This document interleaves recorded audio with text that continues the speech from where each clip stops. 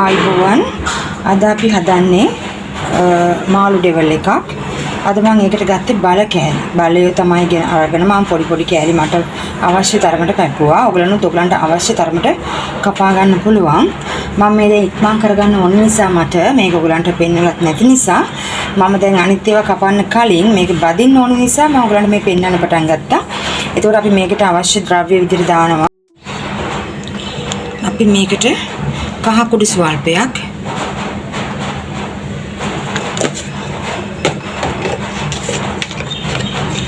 මිරිස් කුඩු ස්වල්පයක්,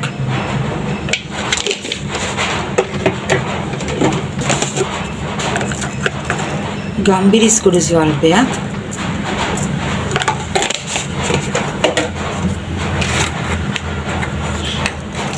ලුණු කුඩු ස්වල්පයක්,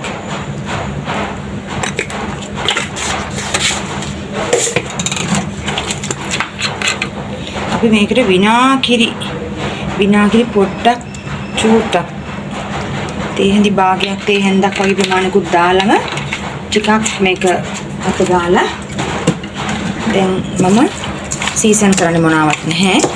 මේක මෙහෙම අත ගෑවා. මෙහෙම දැන් මම බදින්න තමයි හදන්නේ.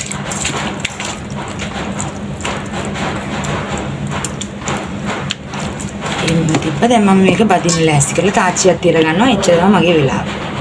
ඉතින් මම මේ මාළු ටික බැත ගන්නකම් මම ඔයගලන්ට අවශ්‍ය දේවල් කියන්නම්. මේකට මම ලුණු ගෙඩියක් දානවා. ලොකුවට ප්‍රමාණයක් වුණා නැහැ. ඊළඟට තක්කාලි දානවා. ඊළඟට බෙල් පෙපර් හෝ ඔයගලන්ට මාළු මිරිස් කරලක් ගන්න පුළුවන්. සාමාන්‍යයෙන් හදනවා නම් දාන එකට අපි මොනවා හරි මේකට ලොකුවට අපි ඒකට වියතන් දරන්නේ නැහැ. අපි ගොඩක් වෙලාවට කොළ පාටක හොඳට දින මාළු මිරිස් කරලක් වගේ තමයි ගන්නෙ. මේ මාළු ප්‍රමාණය අනුව ඔයගලන්ට ගන්න ප්‍රමාණය අනුව වෙනස් කර ගන්න පුළුවන්. මොකද ලුණු 3-5 ගොඩක් දැම්මයි කියලා කවුරුත් ඒවා තෝරලා කන්නේ මාළු කෑල්ල මිසක් නිසා. ඒවා බොහොම අඩුවෙන් තමයි මම නම් දාන්නේ. දැන් මම මෙහෙම පෑන් එකකට තෙල් ටිකක් දාගත්තා. මම මේ වගේ ලොකු පෑන් එකක් හැම වෙලේම බදින්න පාවිච්චි කරනවා. ඉක්මන් කරගන්න මගේ වැඩ. ඒ බැදපු තෙල් ටික ඉතින් මාළු බැද්දොත් නම් ඉතින් අපිට නැවතත් පාවිච්චි කරන්න අමාරුයි.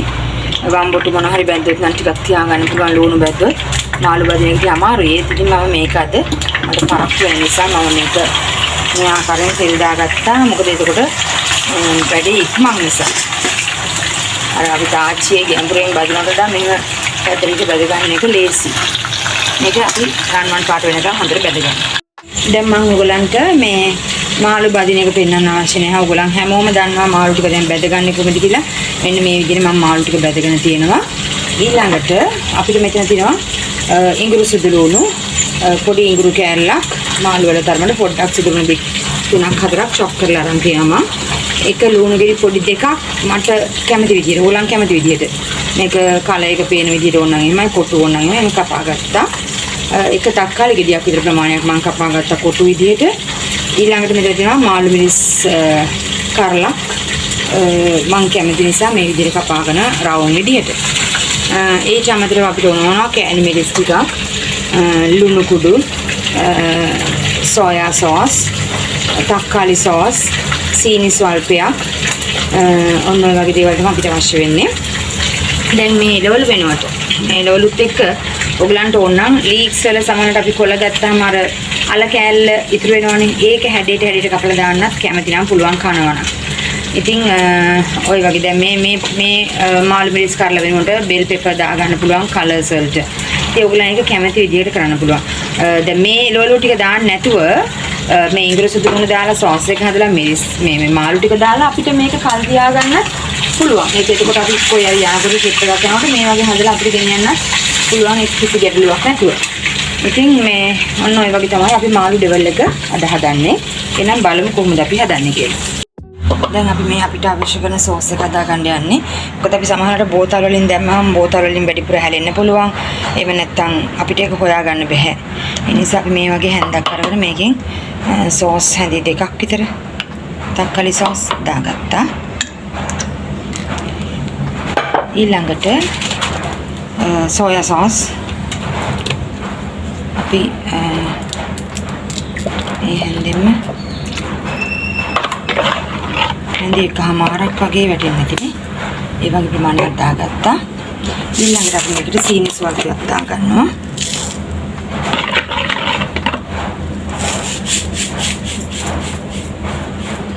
සීනි ඔයගොල්ලන්ගේ කැමැත්ත අනුව දාගන්න. ගොඩක් පැණි රසයක් ඕනේ නැහැ. අපි ඊළඟට මේකට අජිනමෝටෝ ස්වල්පයක් දාන්න වෙනවා. කැමැත්තෙන් හෝ අකමැත්තෙන් අජිනමෝටෝ ස්වල්පෙකුත් දාගත්තා. ඔයාලට ඉතින් මේකට තව මිරිස් කුඩු ස්වල්පයක් මම නම් දානවා. ඔයාලා ඒක අකමැති නම් අයින් කරගන්න. මම දානවා මේකට මිරිස් කුඩු ස්වල්පයක්.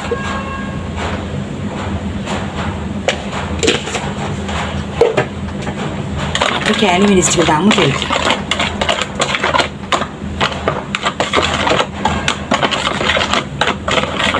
අපේ පෑන් එක ලිපේ තිබ්බා. ඒකට දානවා මම තෙල් ස්වල්පයක් නැවතත්. හොඳ කුකින් ඔයිල් එකක් මොකක් හරි ගන්න මේ වගේ දෙයක් හදද්දී. දාලා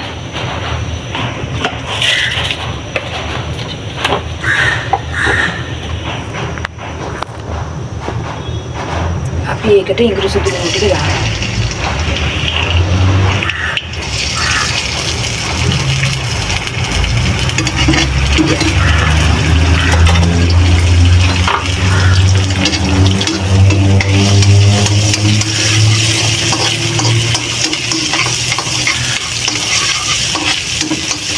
ඉඟුරු සුදු ලුණු වල හොඳට සුවඳ දැනෙනවා. ඉඟුරු සුදු ලුණු ටික තෙලේ බඳ ගමු.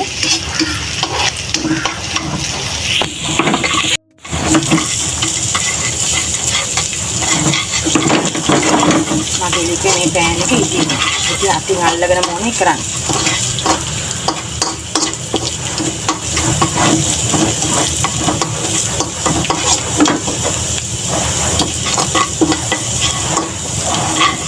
දැන් අපිට මේ ඉඟුරු සුදු ලුණු වල සුවඳ දැනෙනවා. ඒ විලාට මේකට අපේ සෝස් එක දාගන්නවා.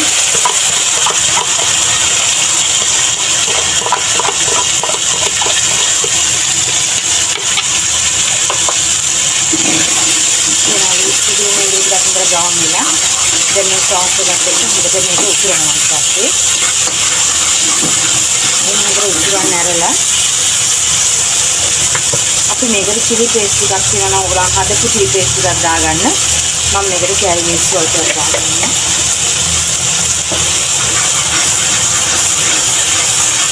හොඳට මේක උතුරලා මේක අපි එළවලු ටිකක් දාගන්නවා තක්කාලි නම් ඔයගලන් පස්සේ ඕනනම් දාගන්න. ලුණු ටිකයි අපේ ආමිරිස් කරල් ඕන නම් ආමිරිස් කරලුත් දාගන්න පුළුවන්. සැර කනවා නම් දැන් අපි හොඳට සෝස් එක ඉස්සරහදී මේ වගේ රෝල් ටික දාලා හොඳට ඊළඟට බැදගත්ත මාළු ටික දාන්න. ඒක ශනිකව අපි මේක කරලා ගන්න ඕනේ. වැඩි වෙලා එළවලු සම්බන්ධ වෙන ලිප ඔෆ් කරනවා. සෝස් එක ඕනනම් මේක වැඩි සෝස් ඕනනම් මේක වඩා ඔයගලන්ට ඒ දෙක දාගන්න පුළුවන්. මේක ඔයගලන්ගේ කැමැත්ත අනුව. එහෙම නැත්නම් මේ වගේ මාළු දැවටිලා ගන්න ඕන නම් මේ වගේ කරන්න පුළුවන්. සමහර වතුරක් දාගෙන සමහර තැන් වලට අපිට ගියාම ඔයගලන්ට ගියාම පේනවනේ. ඉතින් මේවා හරි ලේසි දේවල් රසට හදාගන්න පුළුවන්. ඔන්න ඔය විදිහට තමයි අපි හදලා ඉවර කරේ. දැන් අපි මේක ඇත්තටම හරි රසයි. ඔයගොල්ලෝ කරලා බලන්න මේ විදිහට. ඉතින් ඔයගොල්ලන් කරලා බලලා මටත් කොයි විදිහට මේක තිබුණේ කියලා කමෙන්ට් කරන්න. මම දැන් මේ ලෙන්ස් සීසන් එකට අපි ඉතින් මාළුනේ කන්නේ. එතකොට අපිට මේ වගේ දෙයක් හදාගත්තාම හොඳයි. ඉතින් මේ තියෙන්නේ අපි හදාගත්තු ඩෙවල් එක අපි ඩිෂ් එකකට දාගත්තා. ඉතින් මේ ආකාරයෙන් තමයි ඒක පේන්නේ. ඉතාමත් රසවත් මේ මාළු එක. ඔයගලන්ට ඕන උත්සවයකට මේක මේ විදිහට හදා ගන්න පුළුවන්. සාමාන්‍යයෙන් ගෙදර නිකන් කන්න උනත් හදා ගන්න පුළුවන්. ඉතින් මේක ඔයගලන් මගෙත් එක්ක මගේ ඔයගලන් යාළුවෝ ඉතින් මගේ සහෝදර සහෝදරියෝ ඔයගලන් මම මේ විදිහට මම හැමදේම ඔයගලන්ට මේ විදිහටයි කියලා දෙන්නේ. මම කරන්න පුළුවන් උප්පරිම හොඳම දේ තමයි ඔයගලන් එක්ක පෙන්න ගන්න බෙදාගන්නේ. ඉතින් ඔයගලන් මේක බැලුවට ඉතාම ස්තුතියි ඔයගලන්ට. Thank you very much.